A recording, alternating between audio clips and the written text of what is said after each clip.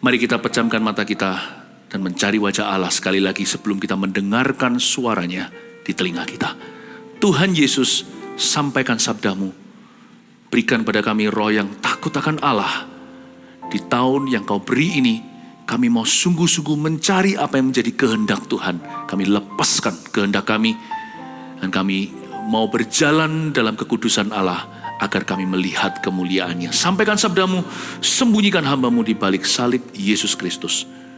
Berkati jemaatmu, dalam nama Yesus. Amin. Tahun integritas. Integritas harus kita miliki setiap tahun tentunya. Bukan hanya tahun-tahun tertentu kita berjalan dalam kekudusan. Namun demikian ada waktunya ketika kekudusan itu menjadi sebuah rema, menjadi suatu fokus hidup kita. Demikian pula di gereja mula-mula. Karena kekudusan itu fondasi. Tanpa itu kita nggak melihat Allah. Tanpa kesucian hati, kita nggak akan pernah bisa melihat Tuhan dalam kehidupan kita. Apalagi melihat Allah menjadi nyata. Tuhan tidak akan mau mewahyukan dirinya kepada orang yang mencobai dia. Tuhan ingin memberitahukan jalan-jalannya kepada mereka yang bergaul karib dengan dia. Tuhan akan menceritakan perjanjiannya. Jadi jangan pernah remehkan kekudusan. Kekudusan itu bukan sebuah program manusia. Kekudusan itu bukan sebuah opsi. Kekudusan itu adalah fondasi. Kekudusan itu segala-galanya. Untuk membeli kekudusan kita yang sah, Tuhan mati di kayu salib. Bukan hanya supaya kita masuk sorga, dibasuh dengan darah. Tujuan utamanya adalah supaya kita bisa berjalan dengan Kristus di atas muka bumi ini. Supaya kita bisa mengenapi rencana Allah. Saya ajak kita untuk melihat firman Tuhan di Kisah Para Rasul pasal 5, bagaimana kekudusan merupakan batu fondasi. Fondasi fundamental gereja mula-mula. Tiada lain kita pelajari kehidupan Ananias dan Safira. Kisah Para Rasul pasal 5 ayat yang ke-1 sampai ayat yang ke-11. Ada seorang lain yang bernama Ananias. Ia beserta istrinya Safira menjual sebidang tanah. Dengan setahu istrinya, ia menahan sebagian dari hasil penjualan itu dan sebagian lain dibawa dan diletakkannya di depan kaki rasul-rasul. Tetapi Petrus berkata, Ananias, mengapa hatimu dikuasai iblis sehingga engkau mendustai Roh Kudus dan menahan sebagian dari hasil penjualan tanah itu? Selama tanah itu tidak dijual, bukankah itu tetap kepunyaanmu? Dan setelah dijual, bukankah hasilnya itu tetap dalam kuasamu? Mengapa engkau merencanakan perbuatan itu dalam hatimu? Engkau bukan mendustai manusia, tetapi mendustai Allah. Wow, keras sekali. Perkataan Petrus mengena di hati. Ketahuan mereka sedang mendustai. Tiada lain yang mereka bohongin di sini adalah Allah Roh Kudus yang Maha Tahu. Betapa bodohnya hati manusia. Integritas dimulai dari sebuah kesadaran bahwa Allah kita tahu segalanya. Dia mengerti lubuk hati. Dia paham kita luar dalam. Dan biasanya orang juga curi-curi integritas. Mereka mulai sembunyi-sembunyi berdosa. Dan mereka mulai merekayasa. Asal tidak dilihat manusia, itu dimulai dengan hati yang degil, yang menyangkali bahwa Allah kita maha hadir, dia ada di mana-mana, matanya menjelajah seluruh bumi. Integritas harus dimulai dengan takut akan Tuhan dan mengenal siapa Yesus dalam hidup ini. Dan juga tahu siapa Roh Kudus, bahwa dia adalah Roh Allah yang menjelajah. Dia mengetahui kita. Tiada yang mengenal Allah kecuali Roh Allah. Tiada yang kenal manusia itu kecuali Rohnya. Dan Roh Tuhan yang tinggal di dalam diri kita tahu segala sesuatu, menguji segala perkara. Ada seorang lain bernama Ananias. Ia beserta istrinya Safira menjual sebidang tanah, ayat pertama. Saya sebut Ananias dan Safira adalah double porsi roh takut akan Allah. Apa yang terjadi atas mereka menjadi fundamental integritas di gereja mula-mula. Kejadian mereka membuat yang lainnya takut dan jerah. Bahkan sebagian di antara orang-orang yang mau mengikuti jejak langkah kaki mereka jerah sebelum mencoba. Jangan main-main dengan Tuhan. Karena itu saya sebut Ananias dan Safira adalah tiang garam yang Tuhan izinkan. Seperti istri Lot kan, dia meninggalkan Sodom Gomora, dia menoleh ke belakang, dia jadi peringatan buat bangsa Israel. Buat semua kita gerejanya hari ini lewat ceritanya di dalam perjanjian lama. Ananias dan Safira juga adalah tiang garam semacam itu bagi gereja di Perjanjian Baru. Apa yang menimpa mereka sebagai sebuah pelajaran bahwa Allah tidak akan membiarkan manusia colong-colong dosa. Tuhan tidak akan mengizinkan kompromi untuk waktu yang lama. Just because hanya karena Tuhan tidak menghukummu seketika, bukan berarti Anda akan lolos nanti. Celakalah orang yang malahan hidup enak, berfoya-foya, berdosa lalu mati gak apa-apa. Orang itu justru ditunggu di akhirat. Lebih baik kita didetoks oleh Tuhan di hidup ini daripada ketemu Tuhan nanti sebagai orang yang berdosa belum selesai dengan Allah. Ananias Safira adalah sebuah peringatan, batu peringatan Tuhan bagi gereja sepanjang zaman. Dan mereka berdua ini, dia beserta istrinya namanya Safira. Mereka ini bukannya bersekutu dengan Roh Kudus, besi menajamkan besi, manusia menajamkan manusia. Mereka saling menjatuhkan. Biasanya kecolongan dalam area integritas itu gak sendirian. Dimulai dengan pergaulan yang salah, pergaulan yang buruk merusak kebiasaan yang baik. 5 gadis yang bodoh, 5 gadis yang bijaksana. Bijaksana juga gak bisa sendirian. Mau bodoh juga biasanya rame-rame. Gak tentu ramai beneran, tetapi dimulai dengan sebuah asosiasi yang gak sehat. Ananias dan Safira gagal sebagai suami istri yang takut akan Tuhan, saling melengkapi. Doa kita sebagai suami istri harus begini, Tuhan, jadikan aku dan istriku jodoh dalam segala sesuatu yang benar. Tapi Tuhan jadikan aku dan suamiku, kalau yang istri bisa berdoa demikian, tidak jodoh dalam perkara-perkara yang salah. Jadi jikalau dia marah, saya sabar. Waktu saya giliran yang marah, kok bisa dia lagi sabar-sabarnya? Kalau dia mau korupsi, saya takut akan Tuhan, saya ingatkan, jangan loh ya Hani. Tapi kalau sebaliknya mungkin saya menggosip, suami saya berkata, janganlah ngomong orang di belakang. Jangan kita rasan-rasan. Jadikan kami menjadi pilar, bukan menjadi pilar tiang garam yang mati seperti istri Lot dan Ananias Safira yang mati beku ceritanya, mati tiba-tiba jatuh ke tanah, putus nyawa. Jadikan kami menjadi terang dan garammu, sehingga kami saling menggarami, suami dengan istri. Masing-masing saling menerangi. Jangan sampai saling menjatuhkan, saling mempengaruhi. Kalau kita mau saling mempengaruhi, saling pengaruhilah dalam hal-hal yang baik dan benar. Kata ia beserta istrinya sini mengenaskan, kok bisa ya dua-dua barengan salah. Harusnya salah satu lagi sadar begitu. Biasanya kalau kita mau jatuh, kita mulai erosi dulu. Kita mulai jauh dari Tuhan, mulai bolong-bolong saat teduh. Perlahan-lahan yang namanya selera untuk perkara rohani berkurang, mulai jarang ke gereja. Bukan berarti ke gereja itu pasti garansi orang itu gak akan berbuat dosa lagi, enggak. Tapi akan ada manifestasinya kalau orang mulai mundur dari Kristus itu, perlahan-lahan dia mulai menjauhi pertemuan. Dan sudah gak lagi ada mesbah keluarga, udahlah biasalah, yang penting pokoknya cari duit. Lalu dia mulai punya pergaulan di luar sana yang istrinya nggak tahu, atau sebaliknya yang suaminya nggak tahu. Lalu mulai pembicaraan mereka tidak kudus, perkataannya sia-sia, hobi-hobinya pun nggak salah, tapi perkara-perkara dulu hal-hal itu dia tinggalkan untuk melayani Kristus. Sekarang hal-hal itu yang dia cari, dan demi hal-hal demikian dia meninggalkan Tuhan. Gadis bodoh itu ada 5. Jadi mau jatuh itu biasanya juga bersama. Nggak ada orang jatuh semalam, dia biasanya perlahan-lahan. Slow but sure, perlahan tapi pasti. Nah ceritanya begini konteksnya.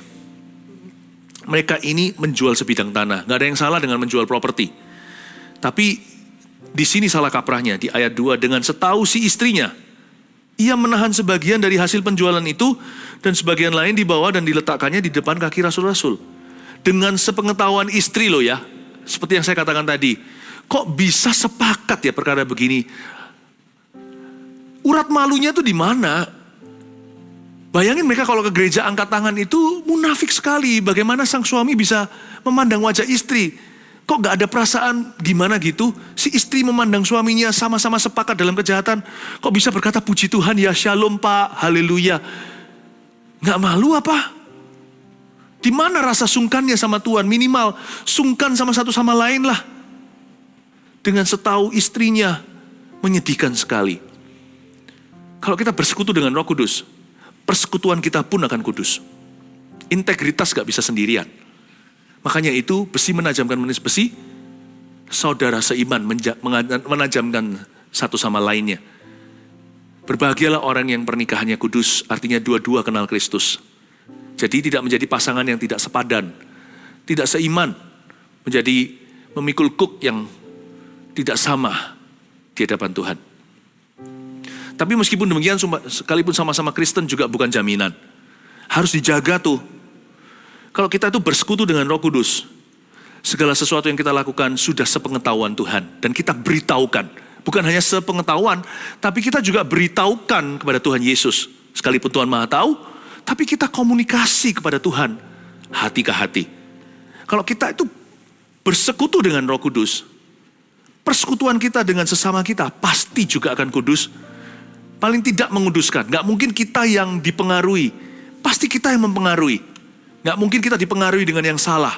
Kita pasti mempengaruhi mereka yang bersalah.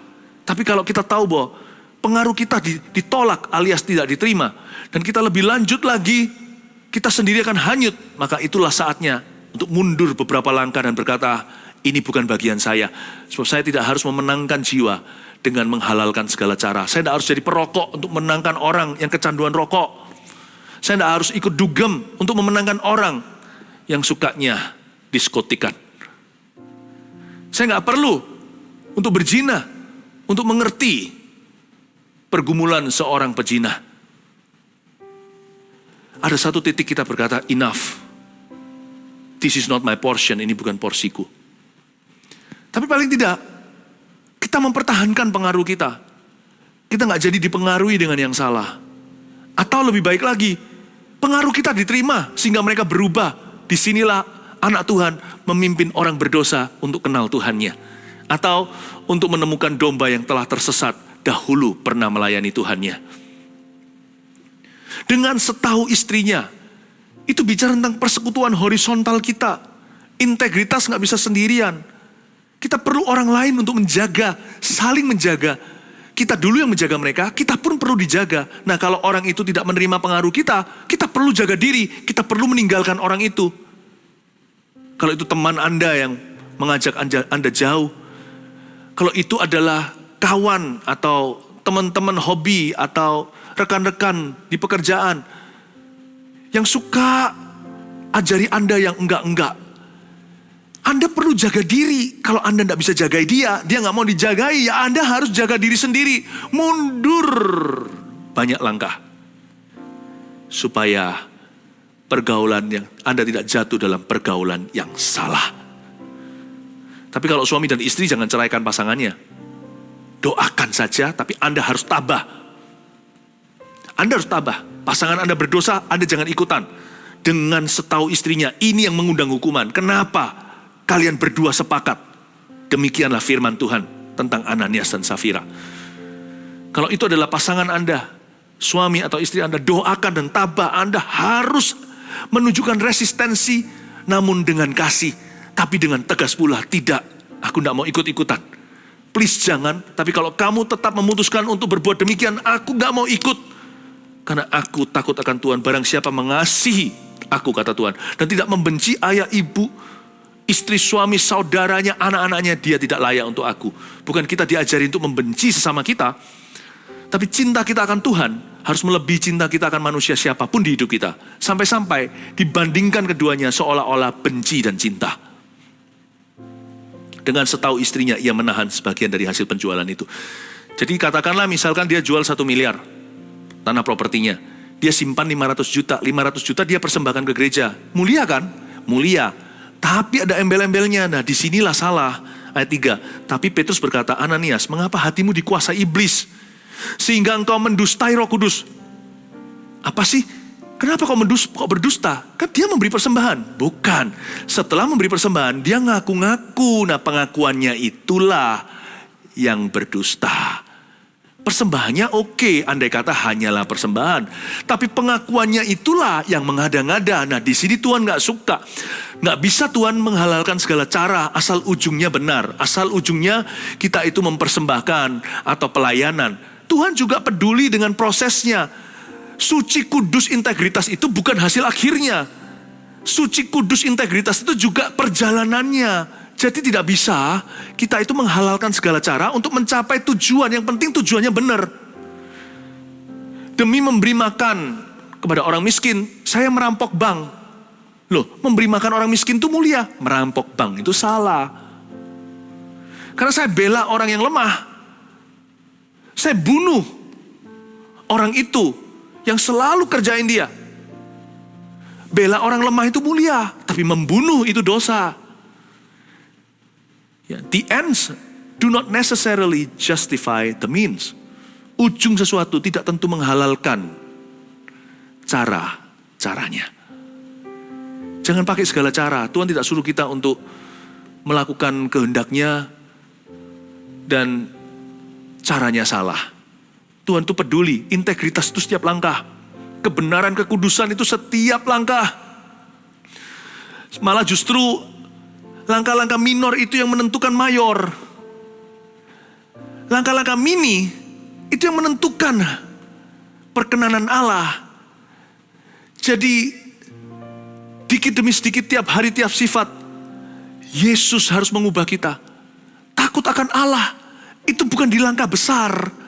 Langkah besar itu adalah kemuliaannya. Takut akan Allah itu di langkah kecilnya. Disitulah kita itu berjalan dengan Tuhan. Nanti ketika hasil akhirnya, itu semua adalah anugerah. Apa kita berhasil setelah berbuat benar, terpujilah nama Allah. Tapi kalau ujungnya, buah arah tidak ada, tidak berbuah, buah anggur tidak ada pada rantingnya. Di dalam kandang tidak ada lembu domba. Tapi bagianku tetap adalah Allah selama-lamanya. Sekalipun hasilnya mengecewakan. Buah anggur mengecewakan. Kandang domba mengecewakan. Kalau proses Anda, prosesinya benar, setiap langkahnya integritas. Ujungnya tetap haleluya. Karena kita tidak syukuri hanya hasil akhirnya. Asal kita berjalan dengan Tuhan. Ujungnya itu anugerah. Itu urusan Tuhan di ujung sana. Ujung sini, bagian sini, tiap langkah urusan kita. Keputusan you and me. Miracles or no miracles, mujizat atau nggak ada mujizat, itu urusan Allah.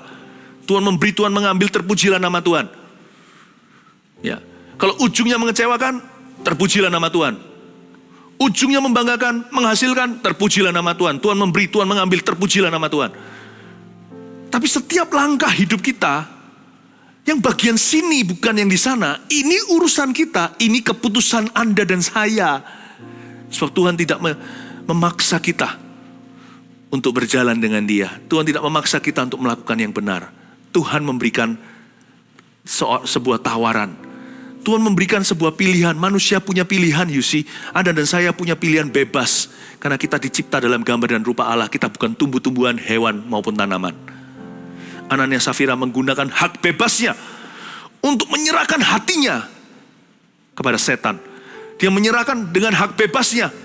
Dia memilih untuk melayani nafsu duniawi. Mereka ingin dipuji oleh manusia dan menghalalkan dusta. Petrus berkata, Ananias, mengapa hatimu dikuasai iblis? Tahu nggak? Separuh kebenaran adalah separuh dusta. Half the truth is half a lie. Makanya jangan sampai kita itu kalau cerita sama orang, kita simpan. Kita harus beritahu semua yang kita tahu. Bukan curhat loh ya. Tapi kalau kita memberi informasi yang jelas dong. Jangan setengah-setengah. Kita beritahu kepada orang itu informasi separuh saja yang kita ingin mereka dengarkan. Supaya mereka bisa berpikiran seperti kita. Itu gak adil namanya. Kalau kita mau memberitahu sama orang, give them the benefit of the doubt. Kasih mereka sebuah hak untuk bisa bertanya, untuk bisa merenungkan, untuk bisa menimbang-nimbang. Bahkan kalau perlu, untuk bisa meragukan apa yang Anda katakan. Supaya mereka mikir sendiri, beri mereka informasi yang lengkap. Saya bukan bicara tentang ceritakan rahasia orang, kalau itu jangan. Saya gak ngomong soal curhat, bodohlah orang yang langsung melampiaskan isi hatinya ketika dia marah.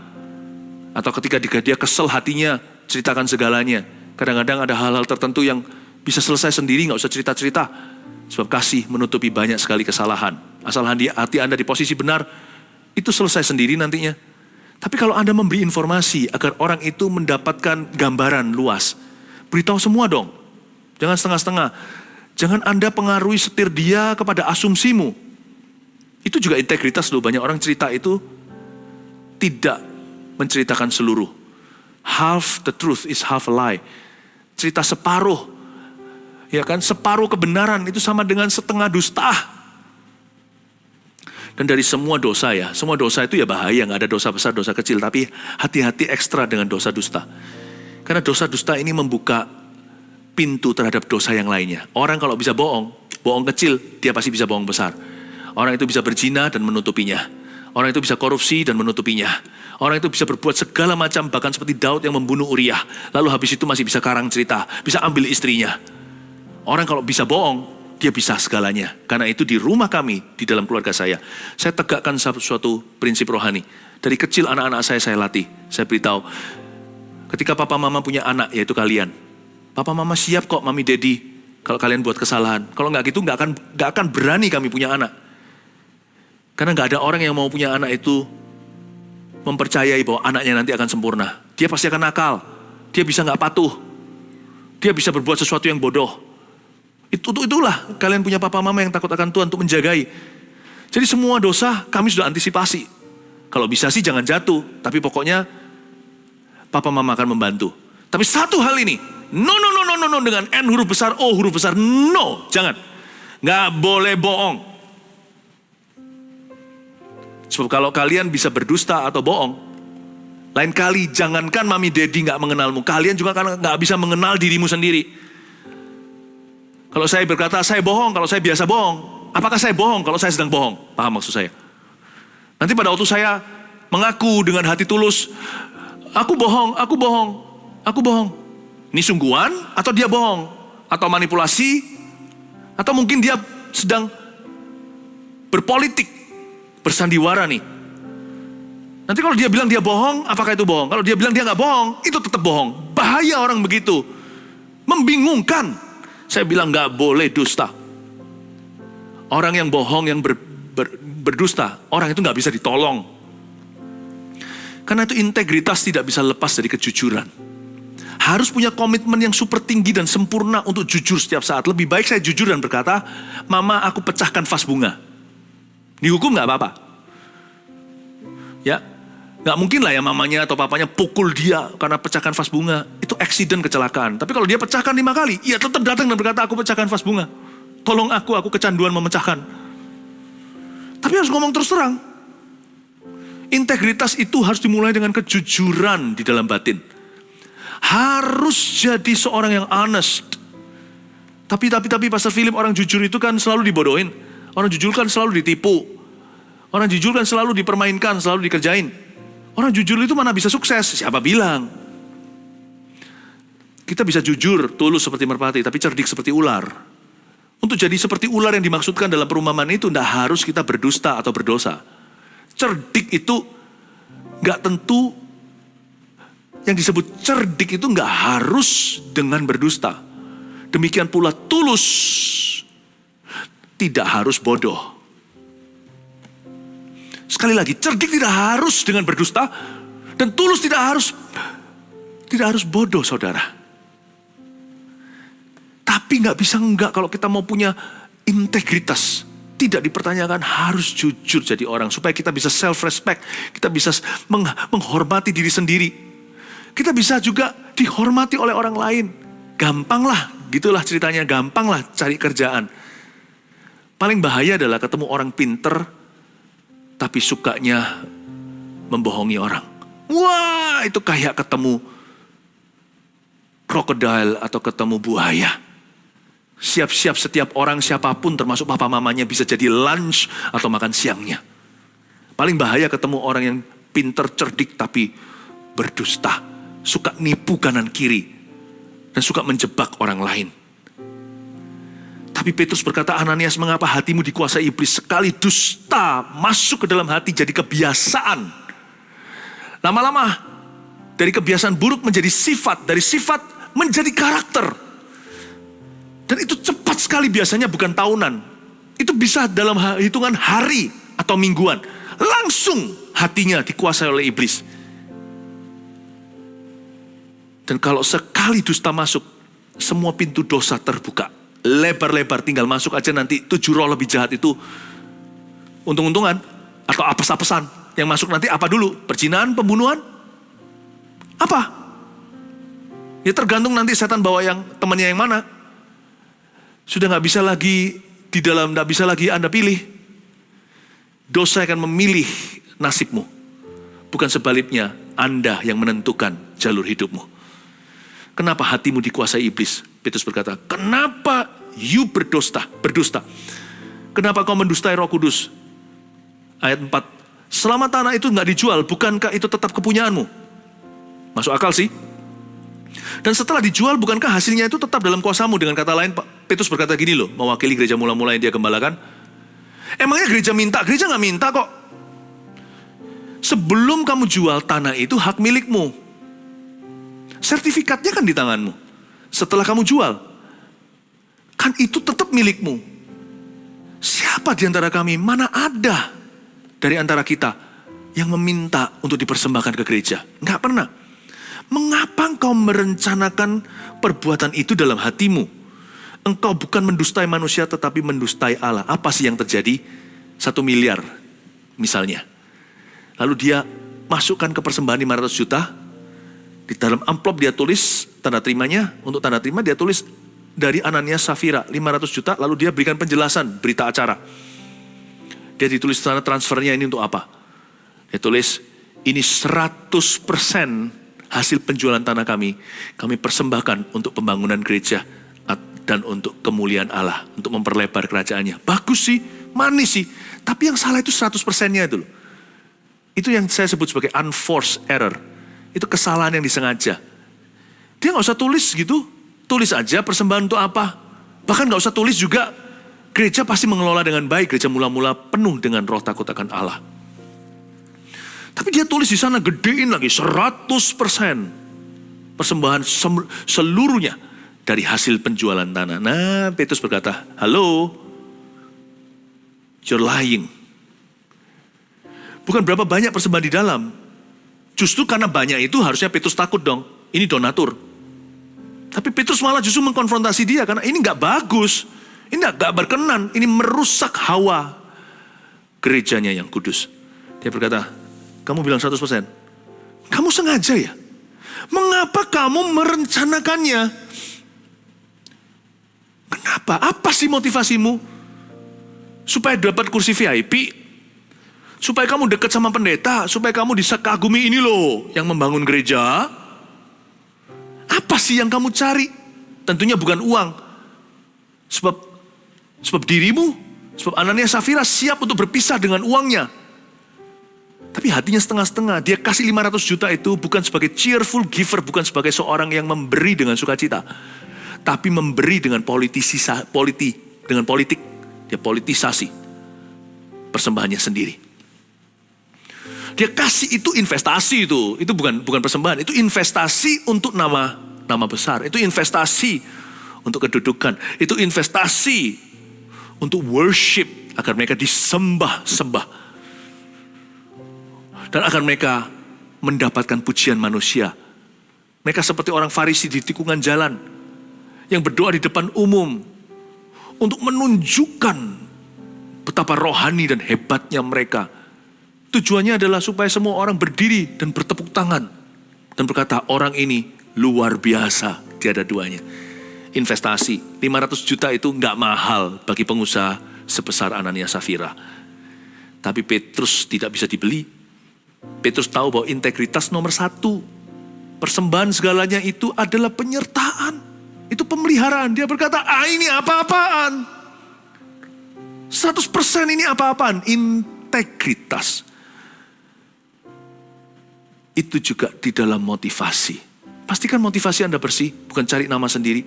Saya tidak bicara soal persembahan, karena ini sekarang kebetulan kan soal offering. Ini kan soal persembahan yang diberikan oleh Ananias dan Safira di gereja mula-mula. Tapi motivasi kita bisa salah dalam segala perkara. Pastikan kita hidup bukan untuk diri sendiri. Integritas itu tergantung motivasi. Orang ini sebenarnya gak kepingin berdusta, tapi satu-satunya jalan ya harus bohong. Kalau dia kasih 100% sungguhan, dia gak rela. Gak kasih, Dia nggak dapat yang dia inginkan. Jadi gimana? Terpaksa. Karena dilema, kasih setengah, tapi ngakunya itu seluruh. Dia didesak oleh motivasinya sendiri. Makanya Yakobus berkata, kalau orang dicobai, dia nggak dicobai oleh Allah. Jangan kita lancang berkata, Tuhan mencobai saya. Tuhan nggak dicobai siapa-siapa. Dan Tuhan juga tidak mencobai siapa-siapa. Tapi orang itu dipancing oleh keinginan sendiri, diseret oleh keinginannya sendiri. Dan ketika keinginannya itu dibuai, menghasilkan dosa, lahirlah itu. Dan ketika dosa itu matang, lahirlah maut.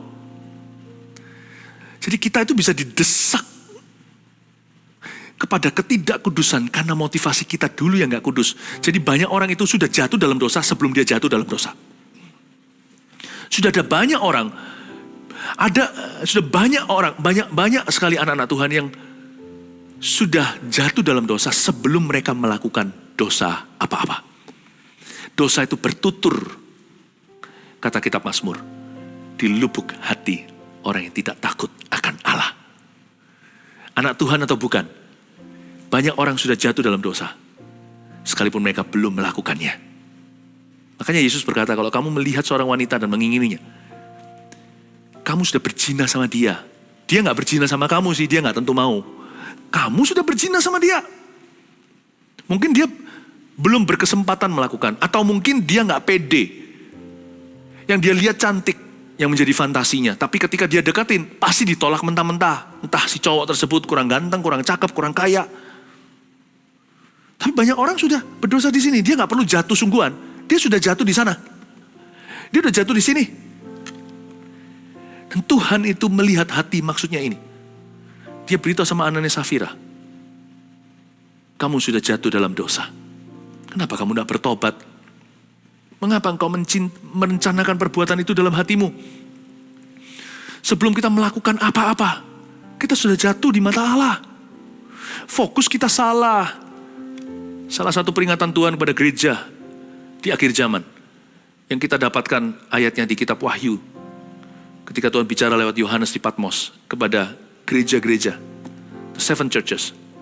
Salah satunya berkata begini, sadarilah betapa dalamnya kamu sudah jatuh. Kamu sudah kehilangan kasih mula-mulamu. Sadarilah betapa dalamnya kamu sudah jatuh. Belum ada teguran dosa spesifik apa yang Tuhan maksudkan. Tapi Tuhan berkata, kamu sadar gak? Kamu sudah, bukan akan, sudah jatuh dan betapa dalamnya jatuhmu. Wow. Banyak orang udah jatuh di area motivasi. Motivasinya udah salah, ya sudah salah. Tinggal tunggu waktu, tinggal dapat umpan setan, tinggal ada tangan yang tinggal disambut tangan. Udah kejadian. Udah. Tapi di mata Tuhan sudah jatuh. Kapan kita jatuh? Ketika motivasi kita tidak bersih. Ketika motivasi kita egois, selfish. Ketika motivasi hati kita salah. Makanya ketika Daud bertobat, dia bukan minta pemulihan secara jasmani. Dia minta pemulihan batiniah. Terlebih dahulu dia berkata, karena engkau berkenan akan kebenaran dalam batin, diam-diam engkau memberitahukan kebenaran dalam batinku. Restore me. Pulihkan aku. Beriku hati yang rela. Give me a steadfast spirit. Kalau engkau memulihkan aku Tuhan, aku jatuhnya juga bukan dengan Batsyeba pertama-tama. Aku jatuhnya dari motivasi dan kesombongan hati. Daud luar biasa, ngapain pergi perang di zaman raja-raja perang kerja. Dia berkata, aku sudah mencapai segalanya. Hari itu aku sudah jatuh. Kebetulan aku lihat Batsyeba, lalu kejadian. Maka itu Tuhan pulihkan aku, bukan sekedar apa yang kulakukan dengan Batsyeba. Pulihkan hati dan batinku yang salah. Ya Tuhan, diam-diam beritahukan kembali kebenaran dalam batin supaya motivasiku kembali murni. Motivasi salah, Anda dan saya sudah jatuh. Itu bahaya. Orang begini udah kehilangan integritas sebelum dia mencoreng namanya lewat perbuatan yang nyata. Makanya itu jaga hati dengan segala waspada. Dari situ mengalir segala sesuatu di hidup ini. Mengapa engkau merencanakan perbuatan itu dalam hatimu? Ayat 5, ketika mendengar perkataan itu, rebahlah Ananias dan putuslah nyawanya. Ngeri ya. Maka sangatlah ketakutan semua orang yang mendengar hal itu. Lalu datanglah beberapa orang muda, Mereka mengapani mayat itu, mengusungnya keluar dan pergi menguburnya. Ya, berapa youth di gereja mula-mula diminta tolong sama Petrus, tolong diangkat ya, dikuburkan keluar.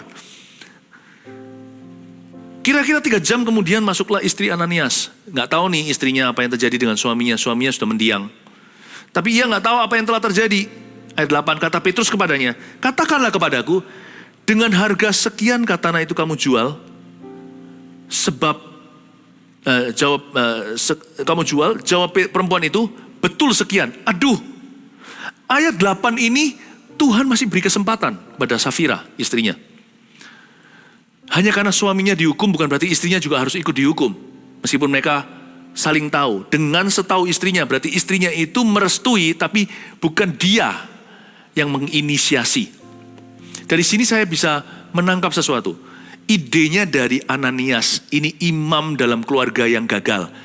Seorang suami yang tidak bisa memimpin istrinya, dan istri juga gagal untuk menahan atau mencegah suaminya daripada berbuat dosa.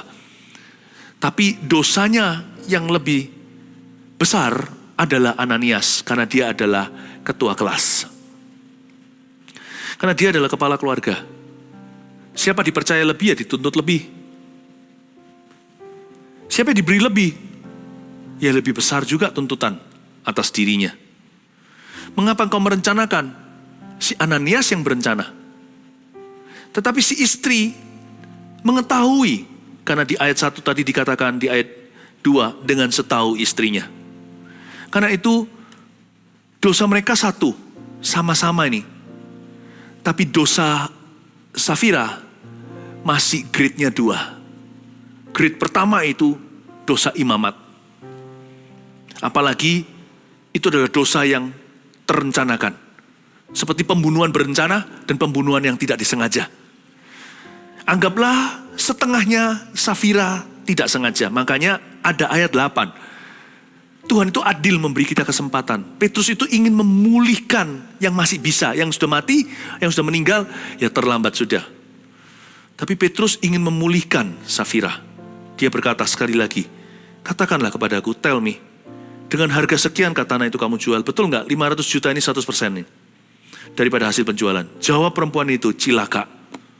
Betul sekian, that's it. Langsung dosanya di-upgrade. Dari tidak disengaja menjadi berencana. Kata Petrus, mengapa kamu berdua bersepakat untuk mencobai roh Tuhan? Lihatlah, orang-orang yang baru mengubur suamimu berdiri di depan pintu dan mereka akan mengusung kau juga keluar. Safira masih hidup nih. Kalau kita jadi Safira harusnya langsung tersungkur dan berkata, sorry. Diam aja. Dalam waktu berapa detik kemudian terlambat sudah ayat 10, lalu rebahlah perempuan itu. Boom, rebahlah dia seketika. Lalu rebahlah perempuan itu seketika itu juga di depan kaki Petrus dan putuslah nyawanya. Ketika orang-orang muda itu masuk, mereka mendapati dia sudah mati. Lalu mereka mengusungnya keluar dan menguburnya di samping suaminya. Allah itu maha benar. Gereja Tuhan juga sungguh mulia. Sekalipun mereka salah dan menyalahi, mereka hendak mendatangkan celaka atas gereja mula-mula. Gara-gara satu orang aja namanya Akan, Yosua kalah ketika perang melawan Ai. Satu orang aja yang korupsi sesuatu. Satu orang yang kompromi integritas. Meskipun demikian, Petrus tidak marah. Mereka tetap dikuburkan dengan penuh kehormatan. Sang istri dikubur di samping suaminya. Integritas dilanggar, Tuhan tidak marah kok. Yang rugi Anda. Tuhan tetap akan menghargai hidupmu. Wong dia mati bagi dirimu dan diriku. Tuhan pasti akan menghargai kita. Tapi konsekuensi kita yang tanggung sih. Surga neraka itu kan pilihan. Terima Yesus, dapat keselamatan. Menolak Tuhan, mendapatkan penghukuman. Demikian pula dalam kehidupan ini, segala sesuatu ada konsekuensinya. Ada tabur tuai, ya kan? Mereka mengusungnya dan menguburnya di samping suaminya. Maka sangat ketakutanlah seluruh jemaat dan semua orang yang mendengar hal itu. Maka sangat ketakutanlah seluruh jemaat dan semua orang yang mendengar itu. Ini yang saya sebut kurang-kurangannya Tuhan. Apa itu? Coba ya, tambah-tambahan. Cepat ya. 5 tambah 2 berapa? 7 kan? Tapi dalam kasus 5 roti 2 ikan, memberi 5.000 orang makan. Jadi sama dengan 5 tambah 2, seperti 5.000.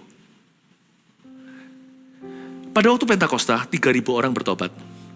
Lalu setelah itu sebuah kejadian kesembuhan di Gerbang Indah. Mereka jumlahnya menjadi kira-kira 5.000 orang laki-laki. Taruhlah mereka sekarang jadi 5.000. Ya kan? 3.000 jadi 5.000. 5.000 laki-laki. Berarti jemaat mereka, jemaat mula-mula itu, sudah pasti belasan ribu at least, paling tidak, paling sedikit. Udahlah, taruh 5.000 aja. 5.000. Sebelum mereka dicatat dalam sejarah gereja mula-mula menjadi sebuah gereja setengah kota. Seluruh kota Yerusalem, taruhlah mereka itu populasinya 200.000. Zaman itu kan udah gede tuh, jumlah segitu. Zaman sekarang kan populasi dunia sudah meningkat. Zaman dulu itu kota yang besar sekali. Setengahnya, ya tradisi sejarah gereja mencatatnya. Setengahnya pergi ke satu gereja mula-mula. Jumlah mereka jadi 100.000 murid Kristus atau jemaat. Bahkan banyak ahli Taurat bertobat. Kok bisa ya gereja Yerusalem berkembang demikian rupa? Inilah kurang-kurangan Allah. Kalau tambah-tambahnya jelas sekali 5 tambah 2 sama dengan 5.000 tadi. 5.000 ini untuk jadi 100.000 harus dikurangi 2. Agar Anda jadi besar harus dikurangi Ananias dan Safira. Saya nggak bicara tentang orang, saya bicara tentang sifat juga. Suka bohongnya, motivasi salah, ambisius orangnya, nggak teamwork, suka menjelekkan, suka menjatuhkan, maunya tampil sendiri, maunya hebat sendiri. Kejujuran, orangnya suka bohong, ya kan? Nggak ada takut akan Tuhan dalamnya, lalu pergaulannya salah, mulai mundur dari persekutuan orang benar. Gitu-gitunya harus di cut off, dibuang. Kalau Anda yang 5.000 rupiah ini mau jadi 100.000, saya bukan bicara tentang berkat materi. Saya bicara tentang multiplikasi, saya bicara tentang akselerasi, saya bicara tentang pertumbuhan ilahi. Jikalau apa yang Anda tanam dan disiram, Paulus menanam, Apolos menyiram, Allah memberi pertumbuhan. Kalau Anda mau melihat pertumbuhan yang dari Kristus datangnya, kalau Anda dan saya mau melihat Yohanes 15 digenapi, yaitu kita berbuah lebat, maka ranting kita harus bersih. Dia harus dibersihkan supaya lebih banyak berbuah. Supaya dunia tahu bahwa engkau adalah muridku. Nah, kalau kita mau berbuah lebat, harus ada yang dikurangi.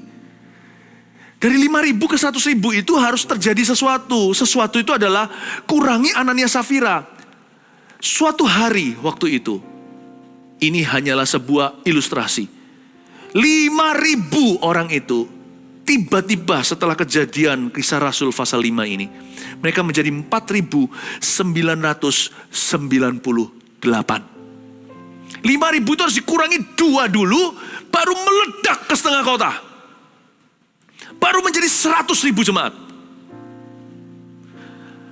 Jadi, pertanyaan saya, apa yang harus dikurangi dari hidup Anda agar Anda bisa meledak dan bertumbuh di dalam Tuhan? Jadi, pertanyaan saya, Anda dan saya ini bagian dari kurang-kurangan atau tambah-tambahan Tuhan? Kalau Anda dan saya punya integritas, kita tambah-tambahan. Nggak perlu banyak modal, 5 tambah 2 dalam tangan yang punya integriti. Dengan iman menengadah dan berkata, Bapa berkati, dipecah-pecahkan, nggak pernah habis-habis, pulang bawa 12 bakul penuh terisi. Itu tapawannya aja yang dibungkus, pulang ke rumah, sisa-sisanya. Kalau Anda dan saya punya integriti atau integritas atau sifat-sifat kita yang berkenan, yang seperti Kristus, buah-buah Roh Kudus. Oh, haleluya. Anda kan jadi tambah-tambahannya. 5 tambah 2. Gak habis-habis jadi 5.000. Tiada yang mustahil bagimu. Tapi siapa tahu ada di antara kita adalah Ananias dan Safira. Orang yang tidak punya integritas sama sekali. Orang yang bobrok hati. Orang yang gak takut akan Allah. Orang yang bohong melulu, menipu. Itulah satu-satunya bakatnya. Orang yang jelek deh pokoknya kualitas hatinya. Kayaknya ya, sebuah perusahaan kalau mau bertumbuh, orang itu harus pergi dulu. Suatu pelayanan kalau mau berkembang, orang-orang itu entah harus bertobat, atau dia harus dipindahkan dari gelanggang. Kalau nggak gitu, nggak bisa bertumbuh. Kalau nggak gitu, nggak bisa berkembang. Nggak gitu, nggak bisa meledak. Kalau nggak gitu, nggak bisa berbuah. Anda dan saya adalah tambah-tambahan atau kurang-kurangan Allah. Tergantung adakah integritas di dada. Hari ini kita belajar tentang Ananias dan Safira. Ada 2 pilar utama takut akan Allah di gereja mula-mula. Pilar itu bukanlah gambar, pilar itu bukanlah program, pilar itu adalah 2 orang yang terbunuh dalam hadirat Allah. Pilar itu bernama Ananias dan Safira. Mengajarkan pada kita, hanya ketika gerejanya dikuduskan, maka mereka akan melihat Allah nyata. Hanya ketika kita singkirkan yang mendukakan hati Roh Kudus, barulah kita akan melihat Yesus dalam hidup ini.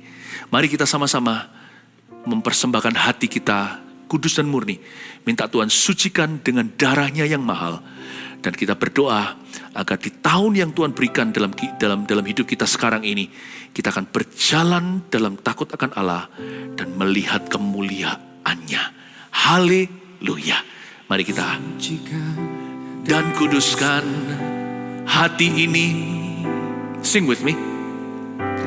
Untuk dapat layak menghadap hadirat-Mu, tubuh jiwa rohku ku serahkan padamu, ku menyembahmu. Sekali lagi, sucikan. Sucikan dan kuduskan hati ini untuk layak menghadap hadirat-Mu. Tubuh jiwa rohku ku serahkan padamu, ku menyembahmu. Tinggikan nama-Mu ya Tuhan, mulialah nama-Mu ya Tuhan. Tiada lain seperti Engkau ya Allahku, besar kuasa-Mu.